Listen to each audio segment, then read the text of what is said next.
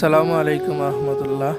আমরার সমাজও এত গজব, আজাব, অভাব অনটন কিতার লাগি আর জানেননি। কারণ আমরা মানুষ যারা আছি, আমরা প্রকৃতপক্ষে আর মানুষ রইছি না, আমরা অমানুষ হয়ে গেছি। আমরা গুনার কাজ নিয়ে প্রতিযোগিতা করি। আমরা একজন মানুষে গুনার কাজরে যত প্রমোট করতাম পারমু, একটা আমরা নিজের লাগি একটা সফলতা মনে করি। লজ্জা থাকা দরকার আছিল, যে আমরা গুনার কাজ নিয়ে প্রতিযোগিতার মাঝে মাতিয়া উঠছি। আমরার মানুষগুলা কোন দিন মানুষ হইবা আল্লাহু আলাম।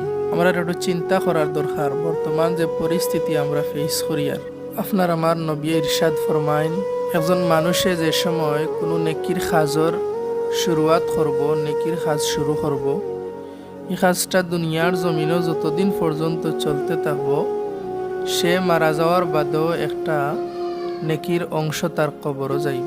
সুবহানাল্লাহ। আর কোনো মানুষে যদি গুনার কাজ করিয়া যায়, গুনার কাজর শুরু করিয়া যায়, তাইলে এই গুনার কাজটা যতদিন পর্যন্ত পৃথিবীর জমিনও চলতে থাকবো, এ মারা যাওয়ার বাদেও তার কবরের ভিতরে এই গুনার একটা অংশ দেবইব। যেমন মনে করেন কেউ একটা সিনেমা হল বানাইলো, এটা একটা গুনার জায়গা।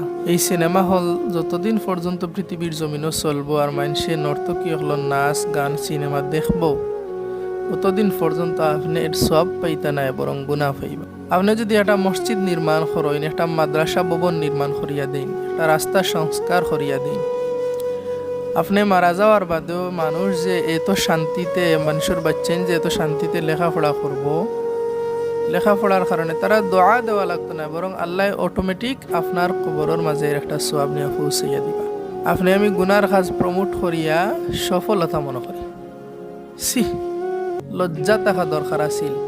মনুষ্যত্ববোধ যদি সামান্য একটু আপনার আমার ভিতরে থাকতো, শরম করার দরকার আছিল যে আমরা কতটুকু নাফরমান হয়ে গেছি, যে আল্লাহর নাফরমানি কাম করার বাদেও আমরা নিজরে নিয়ে প্রাউড ফিল, গর্ববোধ করি। আর তা মানুষ রইছি না, আমরা আসলে অমানুষ হয়ে গেছি। আল্লাহ আমরা সব হেফাজত করতে। আমি